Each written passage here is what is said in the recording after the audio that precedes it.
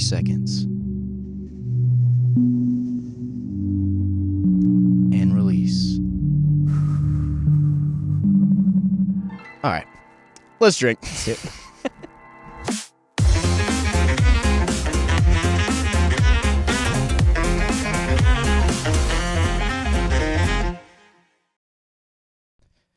Well, hey, here we are. So, for anyone watching, have you guys noticed anything a little different? I'm not wearing a tie today. Yeah, we're going to leave it at that.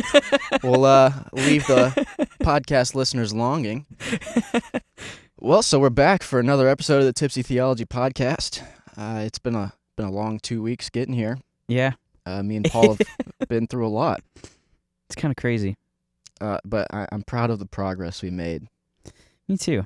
And I think it was good. Hopefully last week we left crying. Hopefully this week we can leave I'm already not crying. already tearing up. Dang it. Was it the breathing? Every time he breathes, he cries a little bit. No, it was the mustache. That makes sense, though. But, we left the last episode, the last long-form episode, a little frustrated, Yeah. And me and Paul kind of had a debrief afterwards, talked through some things. Much needed. It was very needed, yeah. We got, I don't even know how to explain what happened in that one. We both just got too frustrated to even listen to each other. It's true. I think that's part of it. It's like that's what we realized. That's kind of what we talked to lead us into talking about disagreeing today. Yeah. Is the fact that I think we corrected it quickly for ourselves to kind of make sure we were both cool. Yeah. But I think in the moment it wasn't handled super well. Yeah. And and I'm glad we left that into the episode so everybody could see that. I don't have a problem with people seeing us in not optimal light. But that's life. That's life. Yeah. It's like that rum we're going to drink later. It's going to hit. $5 bottom shelf rum. Nothing but the bottom here. But we did think, hey, it'd be a great opportunity for us to, sit down and just have a long conversation about disagreeing. How do we disagree well and in a loving way? And that's something we see that is a huge problem right now in the Christian community. Yeah. And then the human community. It's the human community. And that's what's tough about it too, because I think that it's easy for us to form really strong opinions and just make that a core identity of who we are. Yeah. And I think we talked about a few episodes ago too. That's where for me it's like understand like, okay, what do you make core to your identity and what don't you? Because that'll determine how you interact with other people. All right, Paul. But I think don't get too serious before we take our shots. True, it's true. We gotta wait for the alcohol. I'm already ready.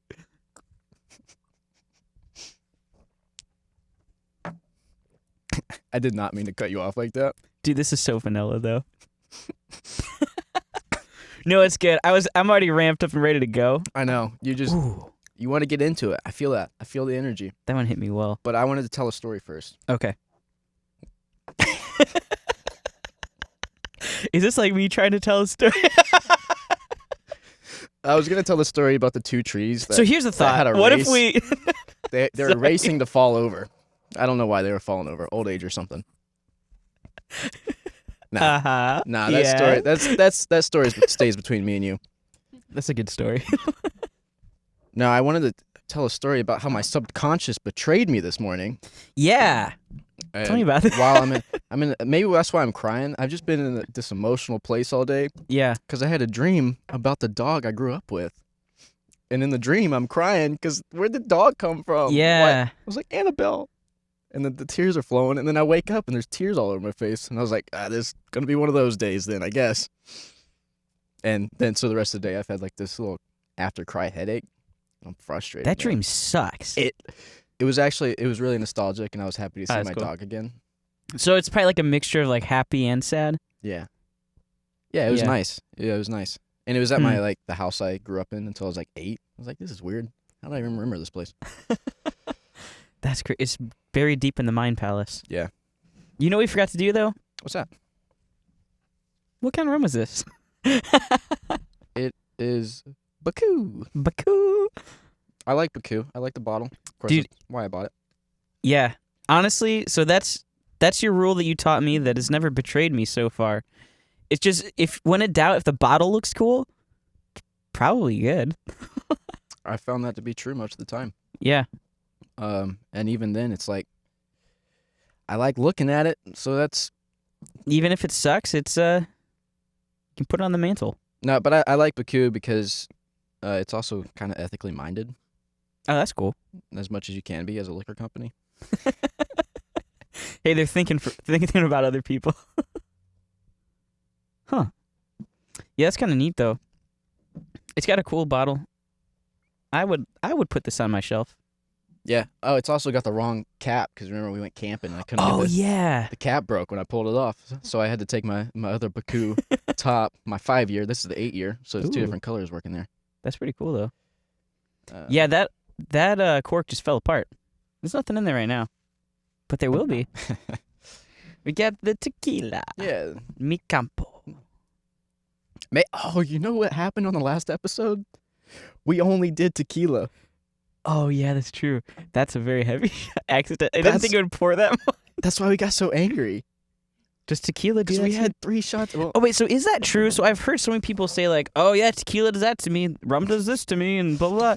And I think it's nonsense, but is there anything to that? Okay, so it's a myth, but it's kind of like with the absinthe. Like, don't think about it as being wrong, because it's kind of fun to think of it as, it's like, oh, tequila does this, absinthe does this. It's like, hey, it's a good time.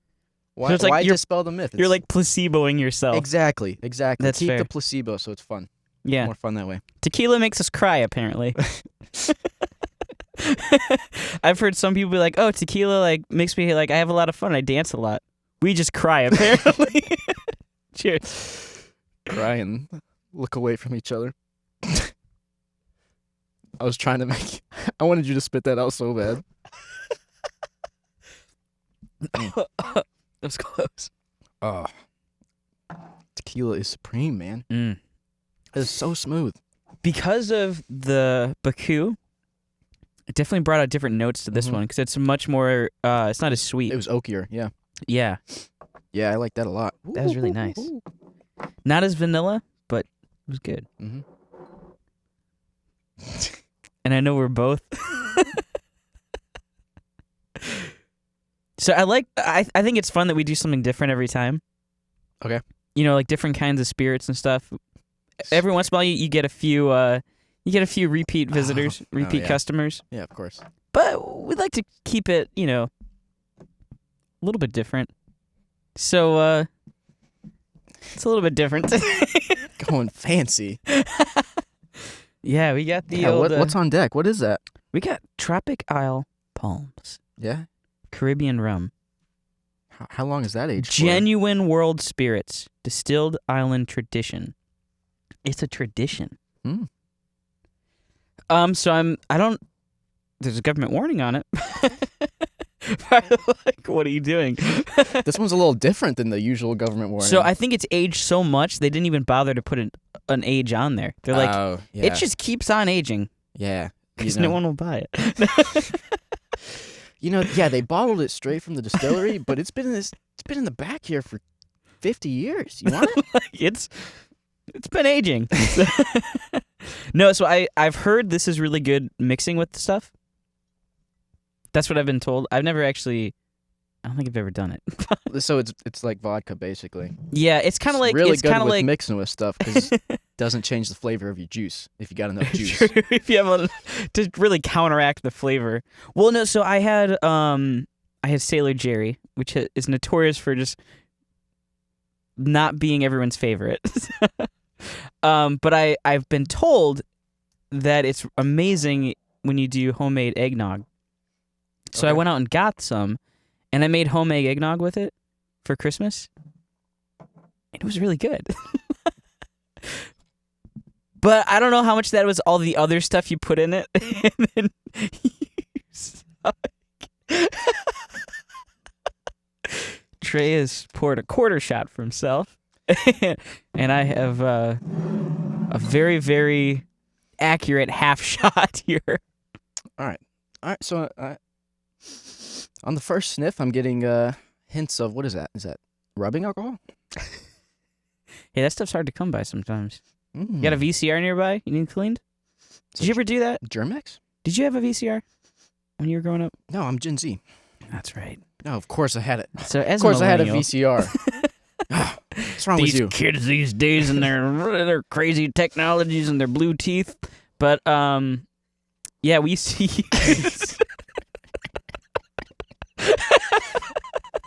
Annie, our producer, is Our over producer here thought just that like, was good. Trey didn't laugh at that one. I'm not going to pay attention to our podcasters today. I'm just going to do some work. Oh, Paul said something funny. As I said, I throw out gold nuggets sometimes. Yeah, you really do. Yeah.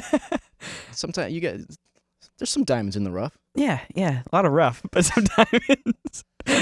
Oh. But no, so we used to use rubbing alcohol to clean the VCR tapes all the time. In inside the reader heads. See, I remember VCRs. I don't remember doing that. I was too young. Oh, okay. I suppressed those memories.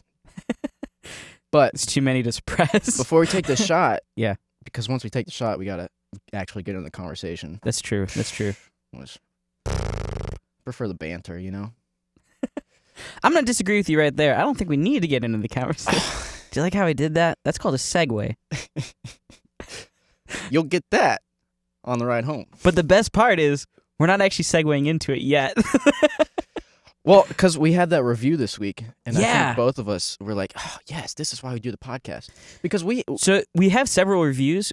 several, Which is great. several of the three, yeah. No, there's One of like them is 5 me. or 8, aren't there? Oh, Or maybe it's just I'm ratings. I think it's just ratings. We've got like 8 or 9 ratings. We got Yeah. 3 reviews, Which is great. count Keep mine. rating it. Keep throwing in comments. Yeah. YouTubers, Love seeing that. If you're on YouTube, just Drop us some love. go and like the video. It's so easy. You just click like, and it's like You know what it does? doesn't negatively affect you at all, but it positively affects us, I think.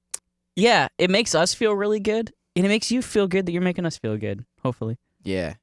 Keep that cycle of positive Yeah, emotion going. It's a good thing. So drop that like. Get that dose of serotonin going in your brain. But no, so going back, this review I really appreciated hearing it too. It was heartfelt. Yeah, well, okay, so I mean, I feel like we have a vision for doing this podcast. Yeah. And it's pretty clear. It's malleable, but it's clear. Mm-hmm. And then when we have comments like what he left, it's like, Yeah. oh, that's it. That's why we're doing the podcast. Yeah. Because it's like, the guy's like, hey, accidentally stumbled across your podcast because It was Corey, right? I was drinking. Corey. Thank you. Beep. This one's for you, Corey. I don't know if we're allowed to say, if he wants us to say his name on the podcast. He's got his first name out. I said his last name. Annie, bleep that out. Thank you. Beep. You can use that for the.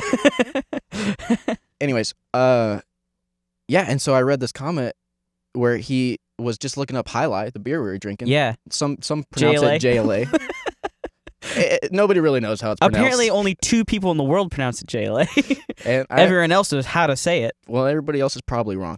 Probably. The majority is usually under the influence of lies. True. That's It's what very true. You heard it. You know who you are.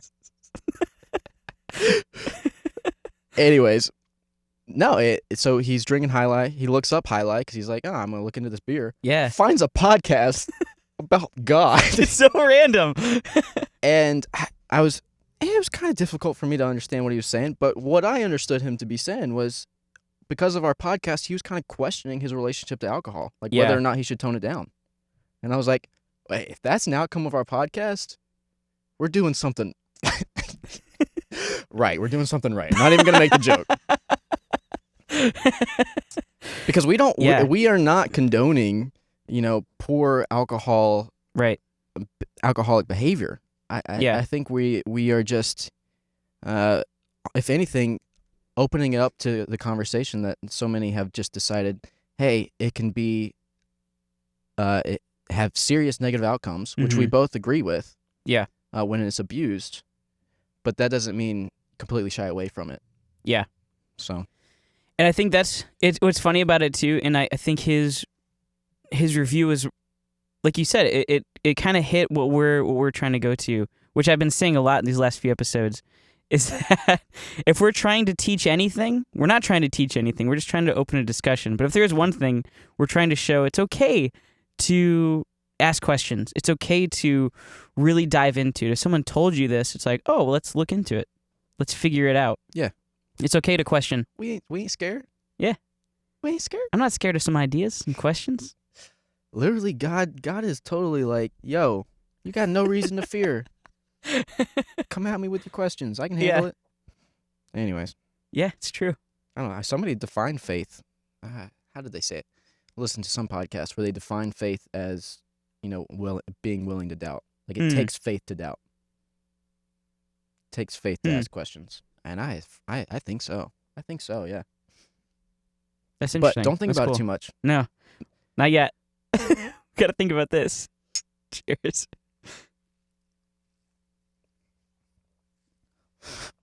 Paul, I hate you so much. That's okay.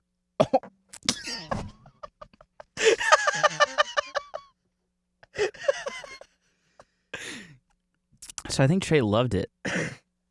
He's leaving right now to go buy some. That's worse than vodka. What the heck, man? I liked it more than vodka. I was expecting it. I think because it didn't taste like vodka, I was confused. And I was like, "Oh, what?"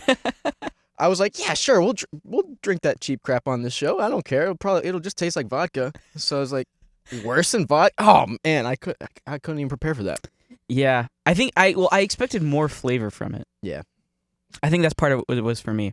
Well, that rum, the first rum we started off with, left so a really sweet taste in my mouth. Yeah, and that did not interact well with the cheap rum. I think that was part of it. Hey, I'm sure this might be better by itself. Okay, so obviously Baku? They're cousins, and one of them, everybody has that family member. Yeah, yep. Anyways. You ready? I am. We planned that. We are drinking I don't think this isn't just my opinion. Talk it up. A lot of other people have said this. My sister, my brother-in-law, my friend Blake. Shout out to Blake. Nice work, Blake. Hopefully he's listening in. Who knows what he's up to these days? He's hanging out with Steve. Anyways, we're drinking Creature Comforts. This is a brew from the town of Athens, Georgia. Yeah. A lot of my friends went to UGA. My sister and brother-in-law went to UGA. Go Dogs. I don't really care for college football. Oh, no. But this is absolutely my favorite beer on the planet. And I'm so excited that you get to experience this with me. I'm really excited. You've been talking it up a lot. Probably too much. And I'm excited for it. And I will say, before you drink it, it's not because it's exciting that it's my favorite beer. Okay, but the thing with the Creature Comfort Athena, they've got 2 or 3 other versions of this beer that has like fruit infused. This is just the plain old beer. But the ones that are fruit infused, those are exciting. But this cool. one is just it's good. It's good. So it's got a really nice smell to it as well. Yeah, it's got like a really like wheat smell. It's and I'm not just saying that because the can is yellow with wheat on it. Because the can has a cornfield, a wheat field, and it says wheat ale on it. But I'm ignoring all those things. I imagine it smells like wheat. I imagine you overlooked that completely. I didn't even read it. Anyways, I'm excited for you to try this. Dude, let's go for it.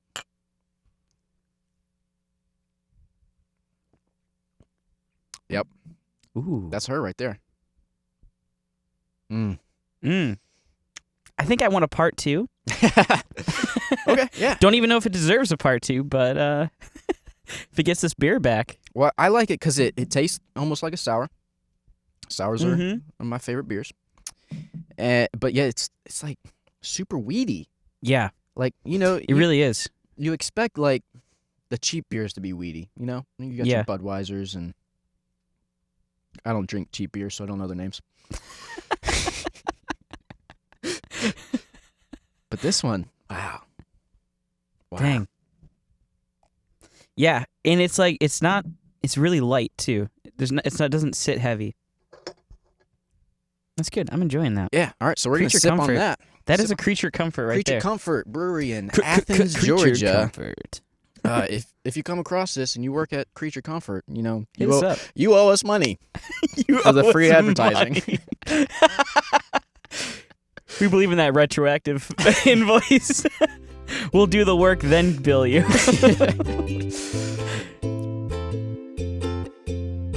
This episode of Tipsy Theology is brought to you by the Iris and Ivy Shop. If you adore naturally made, handcrafted home and body products, you need to begin your journey to Iris and Ivy.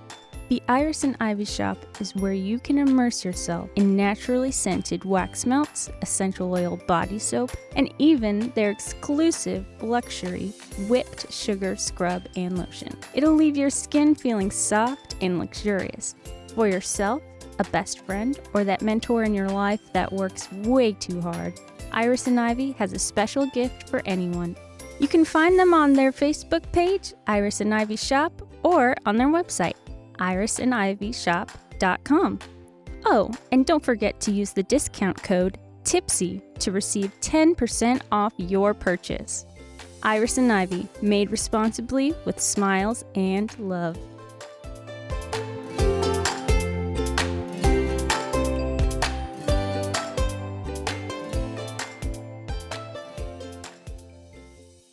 All right, so there's a serious problem. It's a human problem. Yeah. But it's especially distasteful when it shows up in the Christian community. I would say because that's not what Jesus was about, you know? Jesus wasn't. Jesus was awesome. He's a cool guy. I like the guy a lot. And that's why I stand up for him all the time, you know? Yeah. Not that Makes he needs sense. me to. He doesn't need me to. Every sip I enjoy.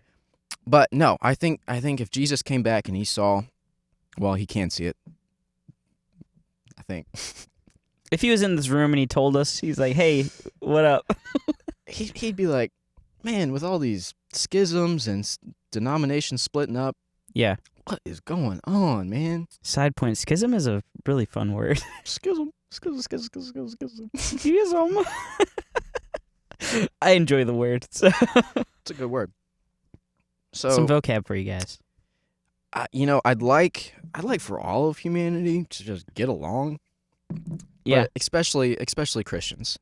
I think Yeah. it's even more sad when your principles are based on the life of Jesus, and that we put such low importance on getting along and promoting peace. It's sad. Yeah. Yeah, so I think is kind of like what I was saying before you cut me off.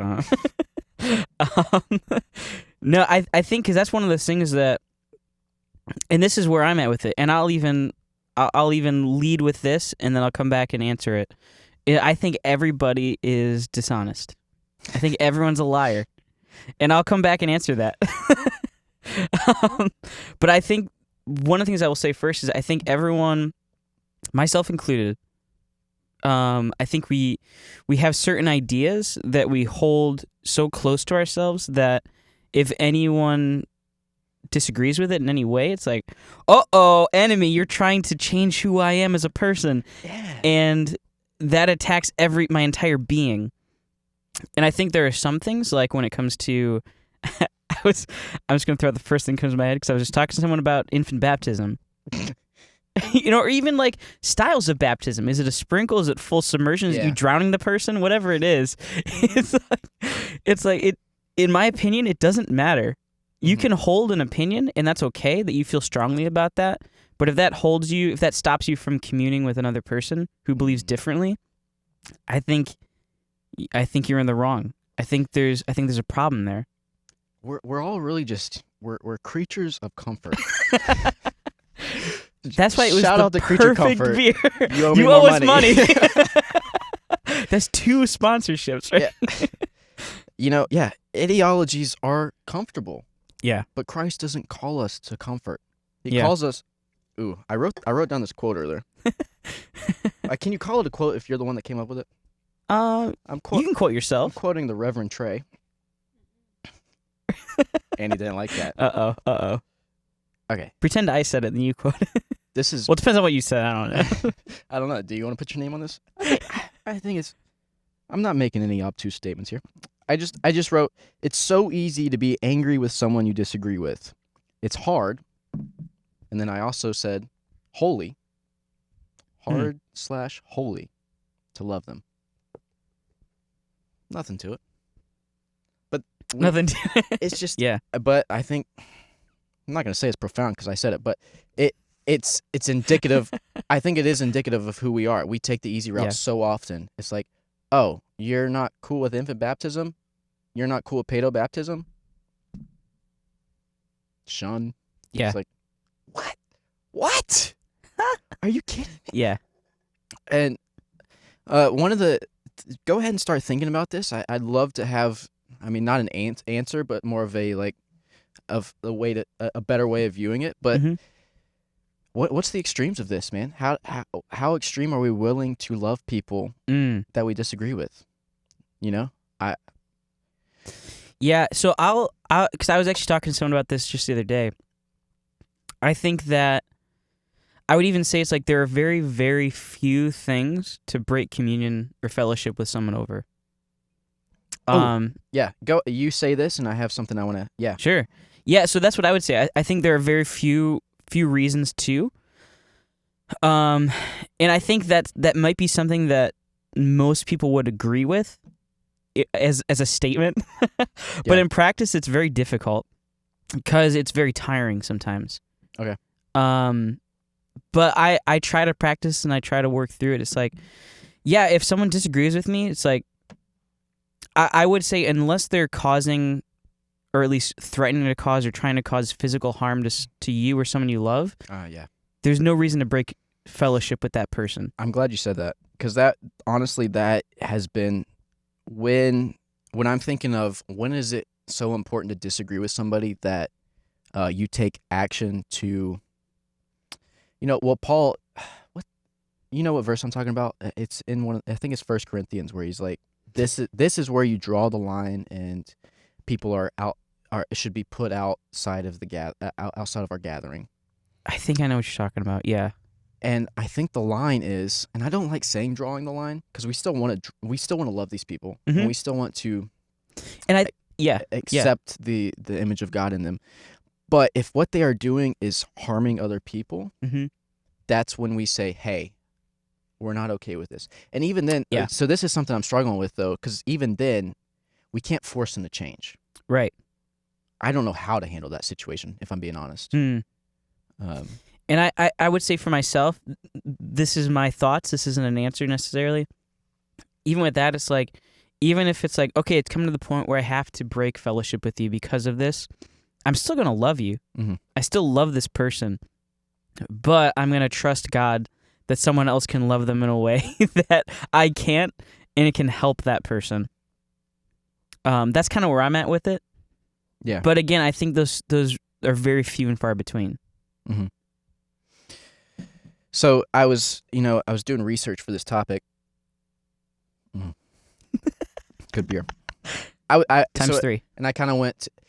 I love searching Google for answers about for discussions on scholars.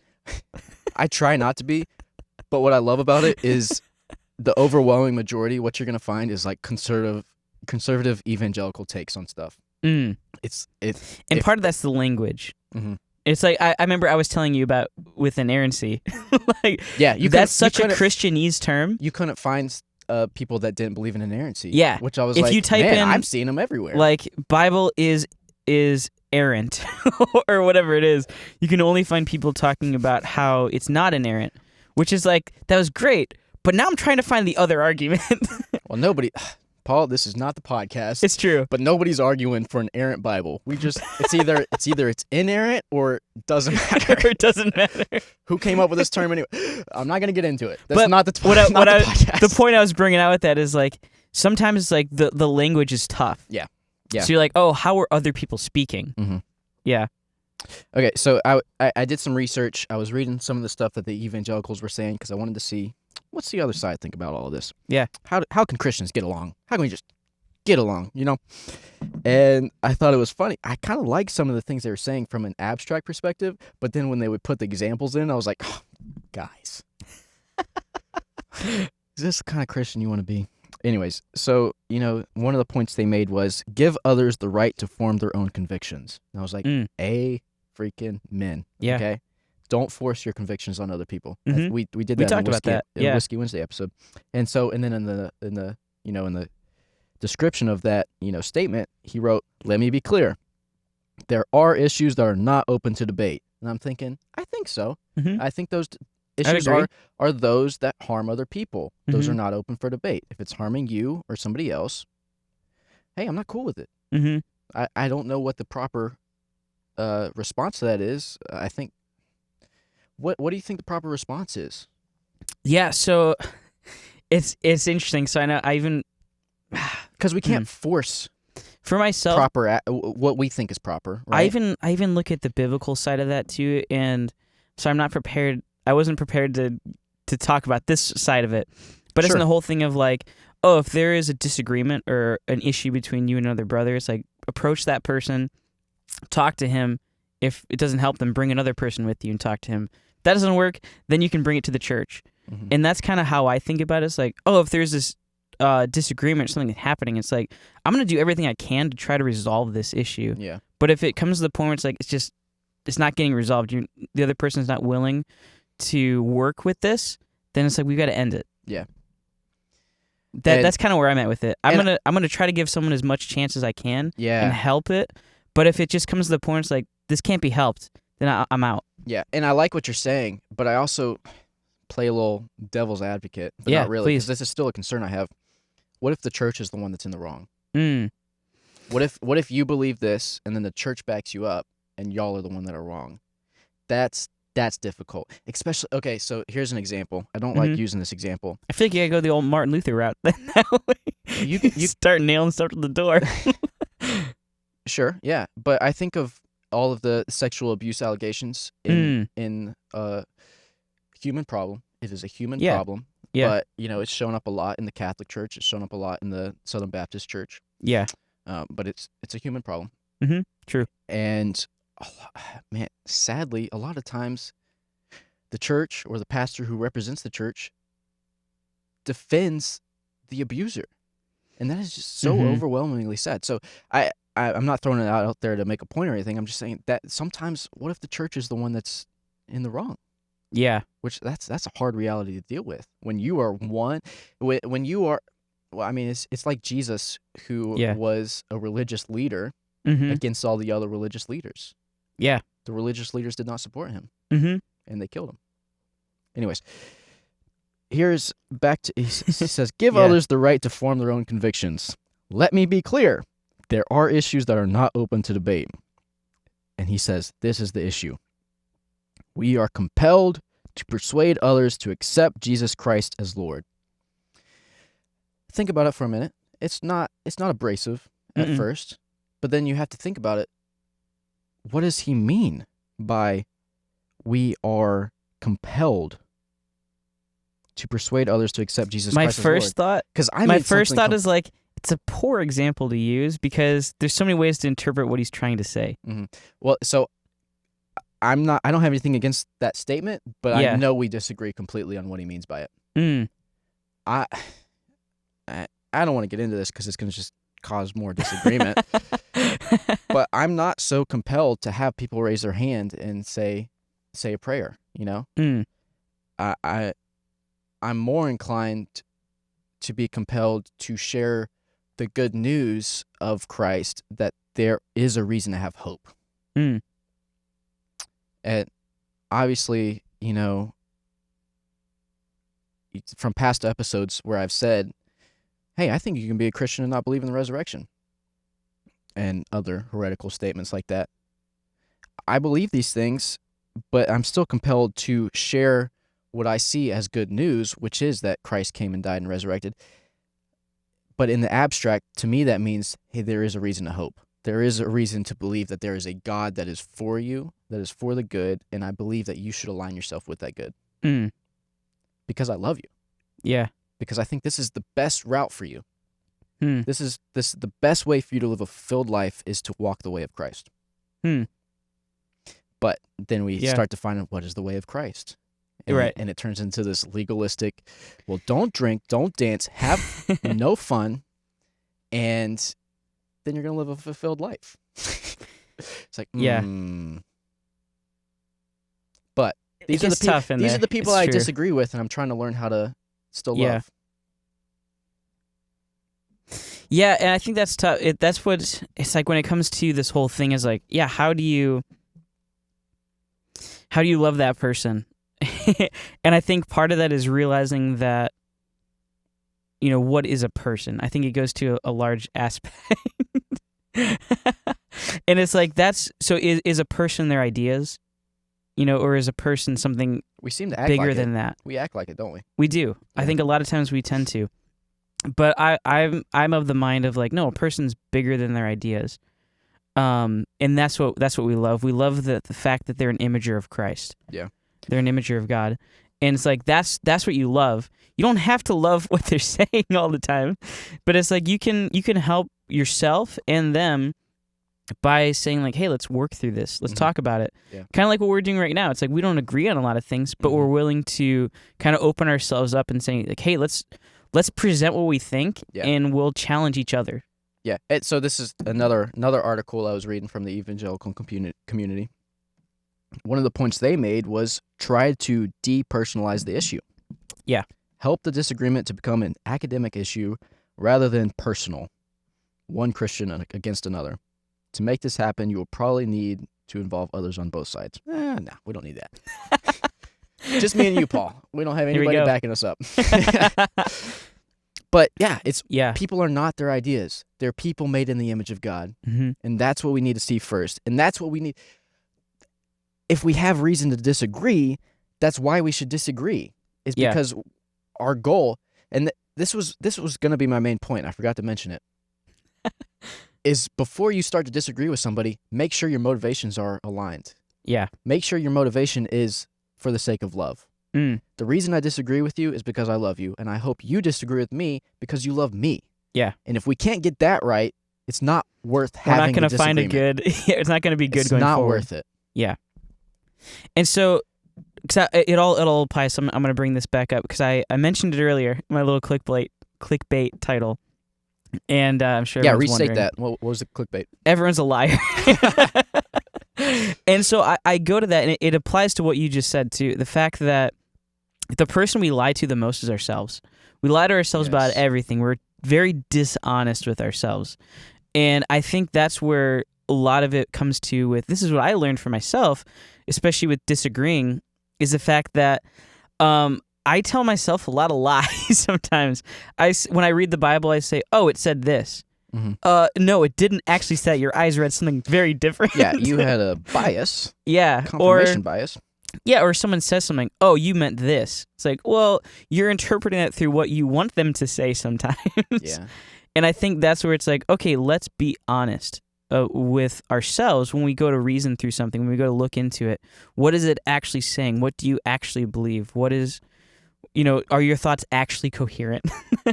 And I think a lot of times, I found this was a huge journey for myself, realizing that, a lot of the things I think, even about myself, about other people, about God, about whatever, a lot of them aren't very coherent. Yeah. And I need to we actually are all contradictions. Yeah, and I need to actually get into that and figure that out. It's like, where's the contradiction? Where am I wrong? Let's fix what's wrong. Yeah. And I think that if we went towards stuff with that mindset of like, let's actually be honest with ourselves first, I think a lot of things would look different. Mm-hmm. And I think it's absolutely beautiful that we can hold all these contradictory ideas and still progress toward goodness. Yeah. Like, what? It's a little weird. There's some things that I'm trying not to believe, but I can't help it. And yet I'm still progressing toward the good. Yeah. Hopefully, I think. But yeah, I'll even say moving from that a little bit too, is to the point of what you're doing is, what you have to realize as well is that a lot of the things we believe, that we think, are based on I'll use the word anecdotal or emotional experience. Yes, exactly. Mm-hmm. And there's nothing wrong with that necessarily, but the problem is, and this is where I'm gonna beat down on evangelical legalistic churches a little bit. Sorry, guys, but it's a sense of like you can't present a logical argument to an emotional person, The same way you can't present an emotional argument to a logical person. And that's where I think a lot of the disagreement happens sometimes. As an INFP, I completely understand. Yeah. Logic doesn't work for me. What is it? You got to use feelings. But with that, it's like, and there's two different fronts, realizing what are you confronting? What are you talking to? Because a lot of the things that sometimes, even for me, I believe are based solely in emotion. Yeah. And I need to recognize that and realize that's not logic, but also logic is an emotion. Those two things need to work together. Yeah, you can't have one and not the other. Yeah. You can't just be logic. You can't just be emotion. Mm-hmm. And so I think a lot of times when it comes to disagreement, when somebody disagrees with you, I think we have acted not in humility but pride if we respond first without trying to understand their experience. Yeah. And so I'll give the story of, I posted that review on my Instagram and I had somebody respond to it and they did not support the podcast. Somebody I care about a lot, and I know they care about me a lot, but they aren't, they're pretty anti-alcohol. And I understand it. I understand it. I know what their life experience has been, and I respect their conviction against it. And so the whole time we're going back and forth saying these things, my goal is not to say, hey, I'm right, you're wrong. Yeah. It's okay to drink, and you're wrong that it's not okay to drink. No, that was not my goal. From a 10,000-foot view, it's saying, like, logic dictates, based on what we know from Scripture, that this is okay. That doesn't mean anything to that person. Yeah. All that mattered to me was, hey, I see where you're coming from. This is not a reason for us to shun each other. This is a reason for us to continue loving each other despite. Yeah. So, and luckily, I hate conflict. Luckily, I made it through that conversation, and I think we are on good terms, and we've, quote-unquote, agreed to disagree, which I hate that term, but at the same time, that's a reality that we have to live with. Yeah. And I think because it comes back to the point of, like, how do you handle a situation then and there? So it's like I'll use myself for example. There's things that I'm very emotional about. And it's like, it's hard for someone to come at me with logic based on that. I'm not ready to hear. I don't want to hear it. And vice versa. And I think it takes grace and understanding from both people to realize where is the other person coming from and how can I help love them through that. We might not solve it right now, but I'm going to love them right now and we can move forward with this. It comes down to one word, which is miscommunication. Yeah. Oh yeah. Oh yeah. That's really what it is. Disagreeing. And the thing about it is interesting. One of my very close friends said this, and I thought it was very profound. Some people might be like, "Oh yeah, duh," but it's the idea of, and he was using the example of liberals versus Republicans as far as politically. And he was saying that a lot of times they're trying to solve the same thing, but they're coming at it from two different directions. Yeah. And instead of understanding where the groundwork is done, like where are they actually coming from, what is their view on this, we attack just the position. And I think that's where a miscommunication thing can happen, a disagreement can happen, because it's like, yeah, you argue this and I argue this, but we're coming from two very different bases. Yeah. And we don't actually understand each other. Not to say that if we do understand each other, everything's going to be solved, but the conversation will look different. Get along a little bit better. Yeah. When we're not making straw men out of each other. Yeah. Yeah. So that made me think of two different people. Two people that are friends. I thought of Ben Shapiro, and I thought of Jordan Peterson. First thing I thought of was Ben Shapiro's "facts don't care about your feelings" quote. Yeah. Yeah. That is okay. Sure, but that is so invalidating. Can you please just sit down and listen to why somebody has these feelings? Yeah. Okay? You don't have to invalidate them because facts don't care about your feelings. Okay? And then I also thought, so Jordan Peterson tweeted today, and listen, I hate to say this because I'm a liberal. I hate that I like the guy. Because liberals do not like the guy. And I understand it. I understand it.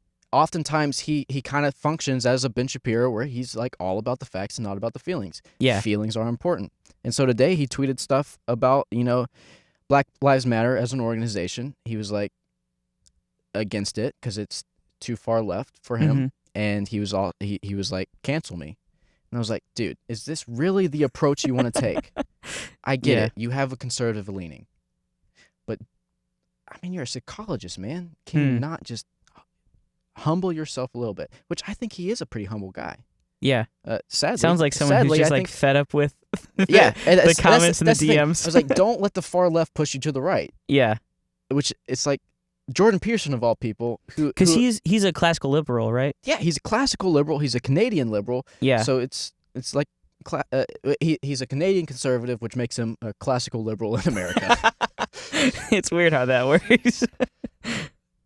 But don't let the far left push you further right, and don't let them not care about people's feelings. Don't let them make you all about the facts and completely invalidate people's experiences. Because I think that is the basis of disagreement, is that we do not listen to each other's. We don't humble ourselves enough to listen to each other's experiences for why they have come to these conclusions. We haven't trusted that they have the imago Dei in them. That they have this intrinsic. They have been made in the image of God, and they have this intrinsic movement toward the apparent good, to quote Thomas Aquinas. Yeah.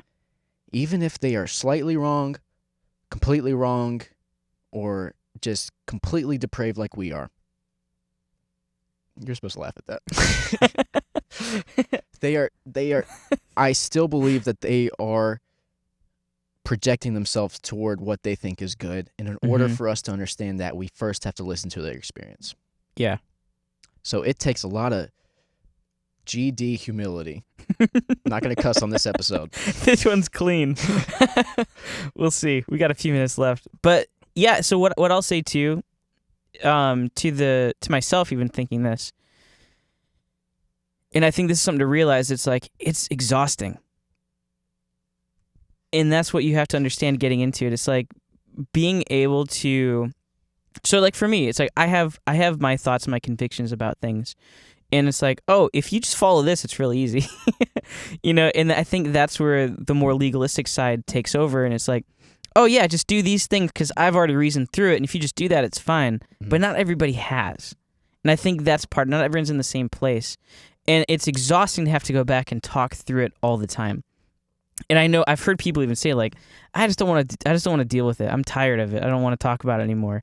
And it's like, I get it. I totally understand that. But understand it's like that's not where everybody's at. Yeah. Maybe you're not the person to work through this with that person or talk through this with that person. Maybe somebody else is. But understanding that it's like if you're gonna jump into this idea of let's actually go back and let's talk through, let's understand where each other are coming from. It is exhausting. Yeah. It takes a lot of mental energy. But I'm a big proponent of the Socratic method. Of you can't just tell someone something. They have to come to it themselves. Yeah. And it's a long progress too. It is. It doesn't happen in one conversation usually. Not at all. Yeah. And if it ever happens, it takes a long time usually. Yeah. And we have to be okay with the idea of it not happening. Yeah. We have to love them regardless. Yeah. And if you have any closing thoughts. You go first. I'll think of something. Honestly, I don't have many closing thoughts. There's 2 verses I want to read, and I'll read that after you have your closing thoughts. But I will say,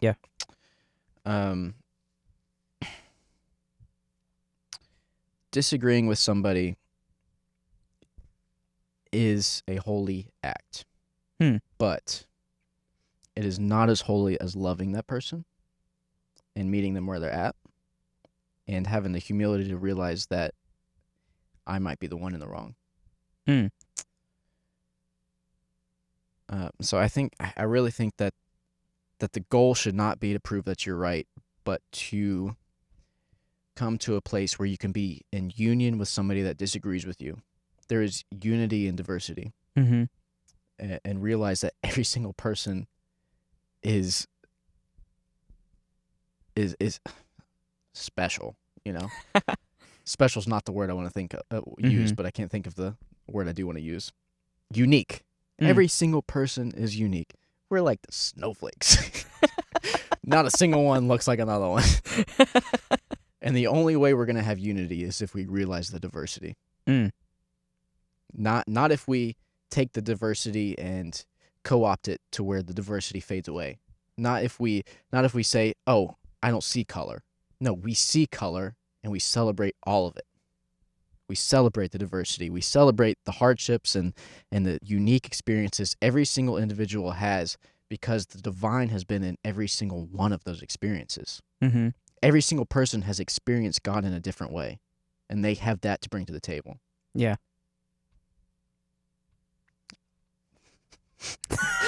Kind of like that. Nice work. Anyways, nice work. Do you have anything to say before I read these verses? Yeah.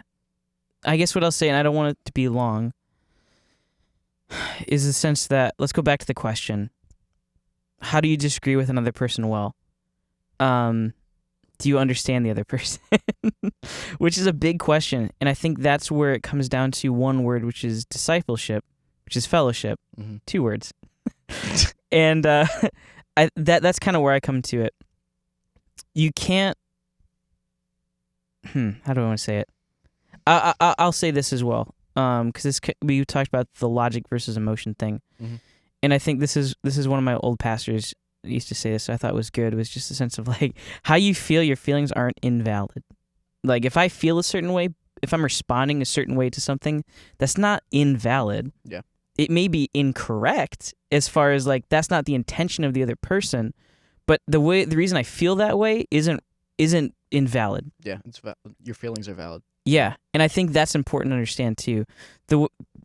Someone may respond a certain way. Let's call it, for the sake of argument, cultural difference. Someone responds to something completely different than you do, and you don't understand it. They're not invalid for responding that way. Mm-hmm. That's their experiences, that's their upbringing leading them to that place of responding that way.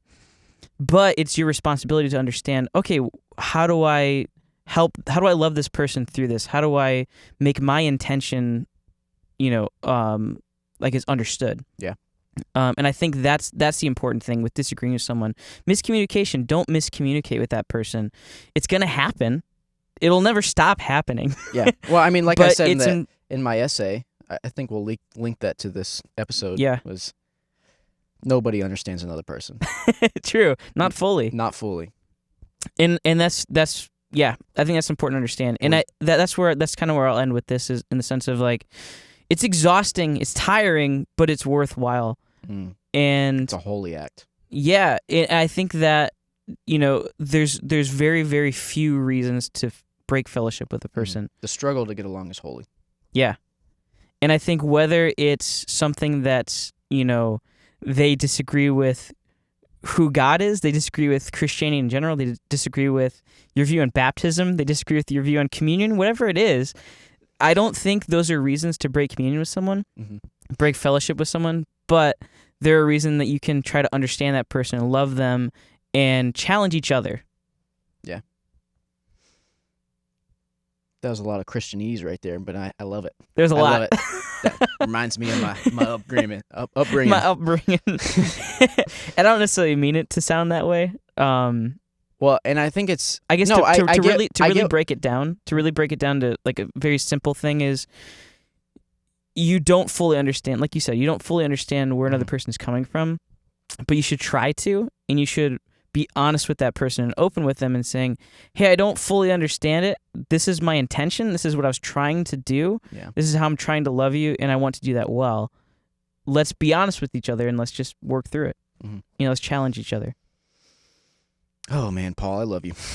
I love you too. I'm glad we're doing this. And I really, this episode has been very refreshing for me. I'm not going to lie. Same. It's good to be friends again. Creature comfort.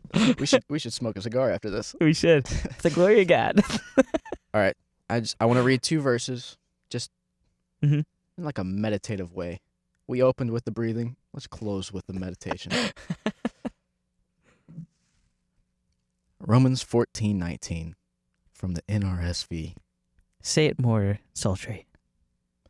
Let us then pursue what makes for peace and for mutual upbuilding.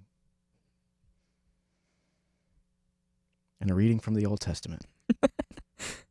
Isaiah 52:7. and I want to preface this. Sorry, Thomas. Disclaimer. This is just a disclaimer. This verse has been co-opted by Christians to be a image for who Jesus is. And I think that's okay. But I think it's for all of us. So Isaiah 52:7 reads as this: How beautiful upon the mountains are the feet of the messenger who announces peace, who brings good news, who announces salvation, who says to Zion, your God reigns. And that's good news, that God reigns. Yeah. I love the Bible, man. I don't care. I don't care that it's not inerrant to me. People but might I have love different it. thoughts after that last episode. Yeah. It is good news that your God reigns. Mm-hmm. Because that a lot of people that have left the church, and I know we've gone over time, but just reading the scripture has been so refreshing to me. But I also know that hearing your God reigns has been bad news to a lot of people. And they've been given the wrong message. Yeah. And a lot of people we disagree with have given them that message. And we still got to love them. We still have to love the people that brought the wrong message. And we got to love the people that have been hurt by that message. Mm-hmm. Yeah. So thank you for joining us. Let's close the tab here. We're closing the tab here. Thank you for joining us on another episode of the Tipsy Theology Podcast. Cheers.